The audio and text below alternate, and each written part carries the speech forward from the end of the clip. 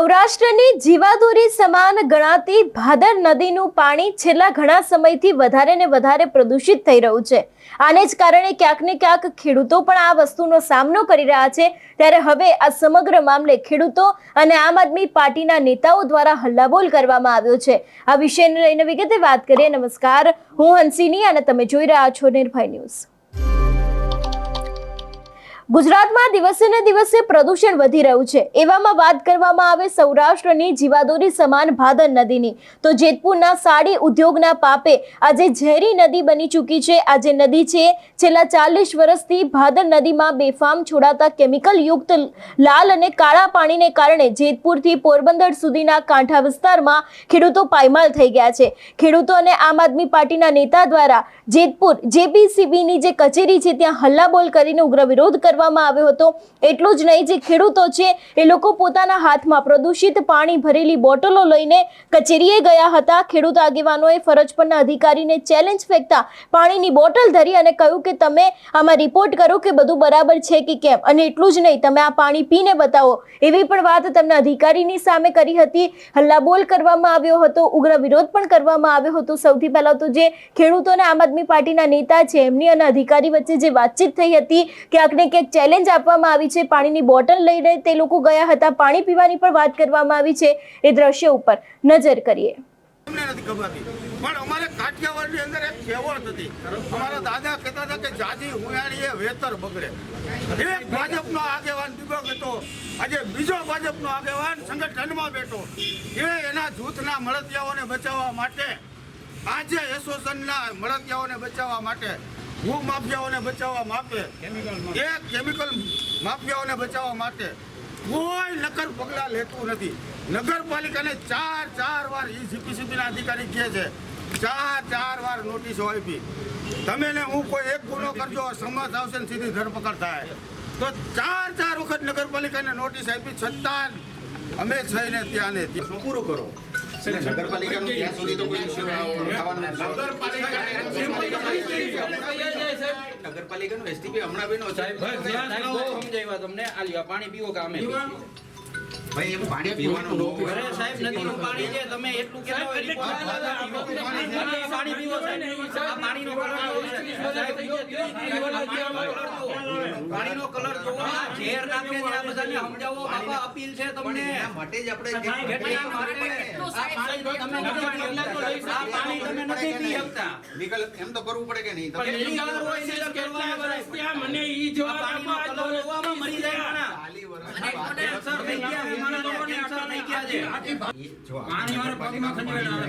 ચામડા ઉગડી ગયા ખેડૂતોના કેટલા વરસ હોય એક્શન માટે?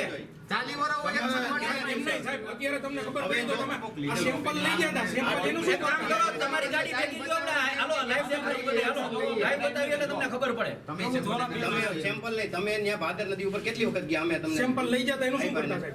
સેમ્પલ તમે લેવા આવ્યા એક વાર મોબાઈલ પાછળ રાખો, લાવા સાહેબ આમનો રાખો બેન છે, બેન આ પ્રોસેસ કરીને રાખી દીધી છે, તો પ્રોસેસ કરવાની છે કે રાખી જ મૂકવાની છે? 40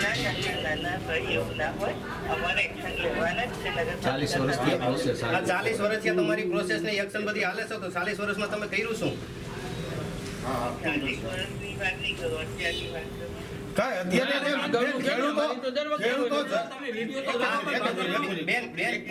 બેન આ અત્યારે સૌરાષ્ટ્રની મોટામાં મોટી નદી છે અને ખેડૂતોની અને પબ્લિકને જે સિટીની અંદર પીવાના પાણી પૂરા પાડે છે એની જીવાદોરી છે। જો આનું તમે એક્શન ન લેતા હોય તો એમ કહો એટલે અમને તમારો ઘેરાવો કરીએ ત્યાં। અમારી જવાબદારી નથી, નગરપાલિકાની પણ જવાબદારી છે। ચાલો હા બેન બોલો તો, નગરપાલિકાની શું જવાબદારી છે બેન? એને બી એની પોતાની જવાબદારી છે કે એને કોઈ પણ જગ્યાએ ગંદુ પાણી ના નાખી શકે। પણ બેન ખાલી નગરપાલિકાનું પ્રદૂષિત પાણી ભાદર નદીની અંદર નથી જતું, અત્યારે તો કારખાનાનું કેમિકલ યુક્ત પાણી આવે છે બેન। અને તમે જે વાત કરીને કે આજની વાત કરો તો આ છેલ્લા 1 મહિનાની અંદર આજે ખેડૂતો 5મી વખત નદી ઉપર ગયા, હલોબલો કર્યો, આ જીપીસીબીની ઓફિસ છે, મજબૂર થઈને આજે ખેડૂતોને આવવું પડ્યું। અને તમારા અધિકારી એવું કહે છે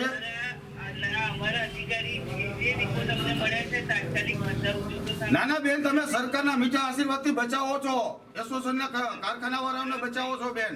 કોઈને અમારે બચાવવાના તો તમે આજે નગરપાલિકાને મારી વાત સાંભળો બેન, નગરપાલિકાની જવાબદારી છે એમ? એની શેની જવાબદારી નગરપાલિકાની? પ્રદૂષણ બોર્ડની જવાબદારી જીપીસીપી ની આવે છે. તમે લૂલો બચાવ શું કામ કરો નગરપાલિકાની? પોતાની પણ જવાબદારી છે. તો નગરપાલિકાને તમે સુપરસીડ કરી શકો. તમારા નગરપાલિકાના સાહેબને તમે જાણ કરીને એને ડિસમિસ કરો. કેમિકલ વાળું પાણી નગરપાલિકામાં નથી. પ્રમુખની સહમતિથી થાય છે ને બેન? એનો મતલબ એવો નગરપાલિકાના પ્રમુખની સહમતિ થાય છે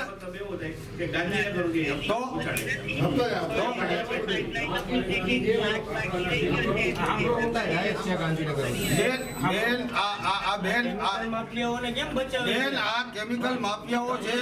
અને અમારા દાદા કહેતા કે આ જેતપુરની અંદર કેમિકલ માફિયાઓનું રાજ છે, ભૂ માફિયાઓનું રાજ છે. અને ડાયંગ એસોસિએશન અને ડાયંગ પ્રિન્ટિંગ એસોસિએશનના કર્મચારી અથવા એના હોદ્દેદારો દ્વારા જીપીસીપી ને ઘર બેઠા બોનસ મળે. અમારા દાદા એવું કહેતા હતા. કેને મળે એ ખબર નથી, પણ બોનસ મળે.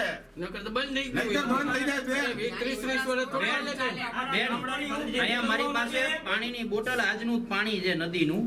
કહેવાય એવું છે વિજ્ઞાનમાં, નદીનું પાણી તમે ડાયરેક્ટ પીવો ને શરીર માટે ખૂબ સારું. બરોબર. આ સાહેબ મારી પાસે ઊભા છે. સાહેબને મેં ગ્લાસ ભરીને પાણી પીવા આપ્યું. સાહેબ ગ્લાસ ભરીને પાણી નથી પી શકતા. આનો જવાબ છે તમારી પાસે? અત્યારે તો એના માટે પણ હવે જો પી નો હકતા હોય એનો મતલબ પ્રદૂષણ છે. પ્રદૂષણ છે એનો મતલબ તમારે એક્શન કરવી પડે. ના, એક બે દી નો મુદ્દો નથી. આ 40 વર્ષથી આ મુદ્દો હાલે છે. નગરપાલિકાનો મુદ્દો જ નથી. આ ભીગાડેલું પાણી છે. આ પીતા કોઈ તો પીવો. નદીનું પાણી ડાયરેક્ટ પીવો સાહેબ. પીવા જેવું ન હોય, નદીનું પાણી નર્મદાનું આવે ને એને ટ્રીટ કરવું પડે છે ભાઈ. અરે સાહેબ આલો ઉકાળો અને આ પાણી ઉકાળો પછી પીવે. આ ઉકાળો ભાઈ. અહીંયા ગ્લાસમાં ગરમ કરો પાણી પીવે. આ સાહેબ અમે પાણી તમારી સામે હું પાણી પીવું, પીવા લાયક ન હોય. તો ભાદર નદીનું પાણી તો પીવામાં આવે છે. ડેમનું પાણી સાહેબ ભૂખીવાળા તો બધા પીવે છે. અમે લોહી કેમ નહીં પીવો? એક મિનિટ. હું આ પાણી અહીંયા પીઉં છું. મને કોઈ જાતની કાંઈ થાય તો જવાબદારી તમારી હશે. પી જાઉં છું. બરાબર છે? પીવાનું ને એવું બધું ન હોય ઈ તો સાહેબ કેટલા દિવસ અમારે આ સહન કરવાનું છે? આ રિપોર્ટ જે આપ્યો નદીનું પાણી નો પીવાય ખોટું છે ને? એમને નદીનું પાણી ખેતરમાં ન થાય. પીવાય નહીં. તમે 15 દિવસથી નોટિસ આપી દીધી છે. 1% જો એ કામ ન કરતા હોય તો જે રીતે અત્યારે હાલ આ પ્રદૂષિત પાણીને કારણે ખેડૂતો છે એ લોકો પણ મુસીબતમાં મુકાયા છે, કારણ કે આ જે પાણીને કારણે તે લોકોને ભારે નુકસાન થઈ રહ્યું છે. આ સમગ્ર વિષયને લઈને ખેડૂતો દ્વારા શું કહેવામાં આવ્યું છે તે પણ સાંભળીએ. મારું નામ સુભાષભાઈ ગુજરાતી, મારું ગામ લુણાગરા અને હું લુણાગરાનો સામાન્ય ખેડૂત છું. આજે લુણાગરામાં મારે જમીન છે, નદી કાંઠે મારે બાજુમાં ખેતર છે 5 વીઘાના. અત્યારે મેં ઘઉં વાવ્યા છે અને આ પાણી એટલું પ્રદૂષણ કેમિકલ યુક્ત છે. એટલે આ પાણી કોઈ પાવા લાયક નથી. અત્યારે અમે ઘઉં વાવ્યા છે પણ ઘઉં આવ બગડતા જાય છે. તો આ સરકાર કે આગેવાનો કે આ જેતપુરના કે અમારા કોઈ ગામડાના કાર્યકર્તાઓ કોઈ આમાં ધ્યાન દેતા નથી. અમે સામાન્ય ખેડૂત આ શું કરી? એટલે અમારું એક કહેવાનું છે કે આગેવાનો કે પ્રધાનો કે ભગવાનનો ડર રાખી અને તમે છે ને આમાં તમે ધ્યાન દો. આ ભગવાન છે ને 1000 હાથવાળો કોઈને નહીં મૂકે. અમે તો સામાન્ય ખેડૂત છે, તમે શું કરી શકી? અને અમે બહુ આડાવાળા થાય તો તમે અમને પૂરીને મારો છો, એટલે અમે ક્યાંય બીતા બોલતા નથી. આ સામાન્ય ખેડૂતની વેદના છે સાહેબ. અને તમે આને જીપીસીપીની ઓફિસે અમે અટાણે બેઠા છે અને સાહેબ અમારું સાંભળ્યું છે કે નદીનું પ્રદૂષણ આજે ખાલી નદીમાં વાત થઈ છે તો નદીના બધાય નાલા હાલતા ચાલતા થઈ ગયા.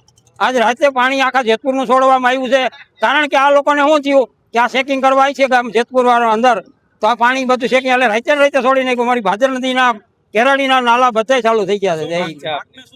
અમારી નુકસાન એક જ છે કે આ પાણી છે ને પ્રદૂષણ ન થવું જોઈએ. આજે હું નાનો હતો તેથી અમે નાતા અને પાણી પીતા. આ જીપીસીપીના સાહેબે અમને આગળ એમ કીધું કે આ પાણી એક કોઈ નદીનું પીવા લાયક ન હોય. સાહેબ અમારા ગઈઢિયા પીને મરી ગયા, અમે પીતા પાણી પીવા લાયક તો હતું, પણ પાણી છે ને આ કેમિકલ માફિયા પાણી બગાડી નાખ્યું છે. પાક તો અમારો હાવ નિષ્ફળ જાય એમ છે. અત્યારે ઘઉં આવડા ઉભા છે અને અત્યારે હું પાણી વાળીને આવું છું, પાણીમાં પગમાં ખંજવાળ આવે છે.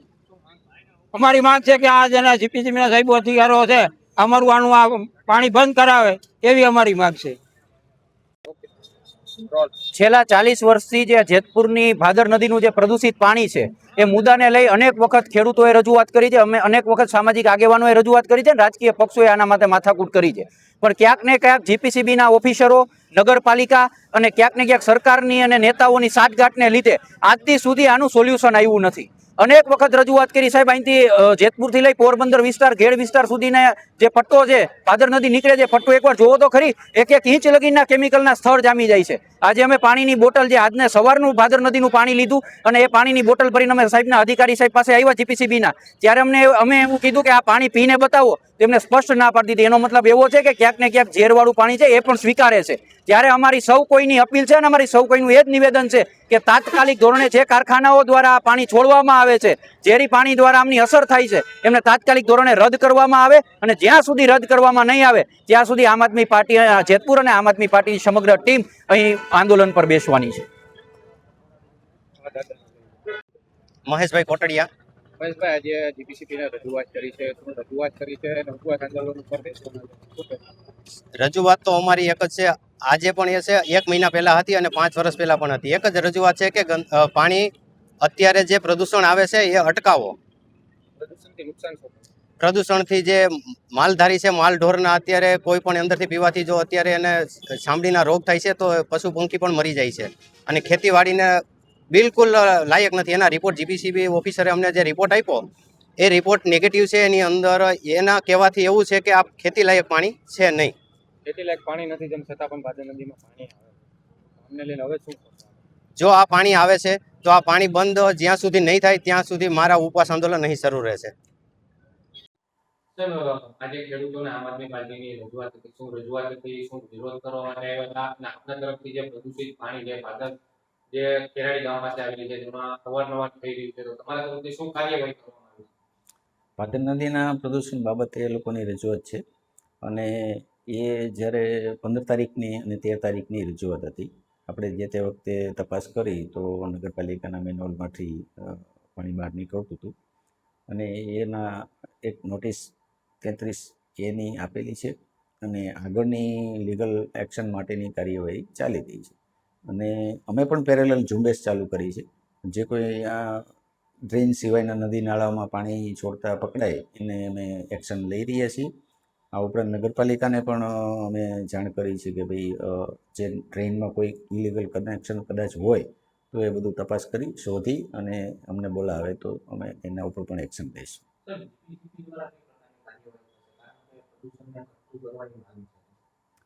જીપીસીબી દ્વારા નગરપાલિકાનો પ્રશ્ન છે ત્યાં સુધી જે કંઈ લીગલ પ્રક્રિયા કરવાની છે એ ચાલુ છે અને ઇન્ડસ્ટ્રીયલ યુનિટ હોય તો એની સામે તો અમે સીધા એક્શન ચાલુ જ કરી દીધા છે કે ભાઈ એને શોધી અને આગળ સેમ્પલ લઈ અને કાયદાકીય પ્રક્રિયાને અનુસરી અને બંધ કરવા સુધીના હુકમો કરવામાં આવેલા છે. અને અમુક યુનિટોને ભૂતકાળમાં બંધના હુકમો હતા તેમ છતાં ચાલુ જણાવો એ લોકોને સીલ કરવા માટેના હુકમો તાજેતરમાં કરવામાં આવેલા છે. ખાસ કરીને આ સમગ્ર વિવાદની અંદર ઘણા બધા સવાલો ઊભા થઈ રહ્યા છે કે શું જેતપુર જીબીસીબી માત્ર નોટિસ આપીને સંતોષ માનશે કે પછી સાડી ઉદ્યોગના કેમિકલ માફિયાઓ સામે પણ કડક પગલાં લેશે? તે સવાલ અત્યારે સમગ્ર પંથકમાં ચર્ચાઈ રહ્યો છે. પરંતુ હવે જોવાનું રહેશે કે જે ભાદર નદીનું પાણી છે તે દિવસે ને દિવસે વધારે પ્રદૂષિત થઈ રહ્યું છે, ખેડૂતોને નુકસાન પહોંચી રહ્યું છે. અત્યારે ખેડૂતો દ્વારા ઘણી બધી વખત રજૂઆત કરવામાં આવી છે, તેમ છતાં પણ કોઈ જ કાર્યવાહી કરવામાં આવી નથી. જોવાનું રહેશે કે હવે આગામી સમયમાં સમગ્ર વિષયને લઈને કોઈ કામ કરવામાં આવશે કે કેમ. તમારું શું માનવું છે અમને કમેન્ટ કરીને ચોક્કસથી જણાવજો. તેની સાથે અમારી ચેનલ નિર્ભય ન્યૂઝને લાઇક, શેર અને સબસ્ક્રાઇબ કરવાનું ભૂલશો નહીં. નમસ્કાર.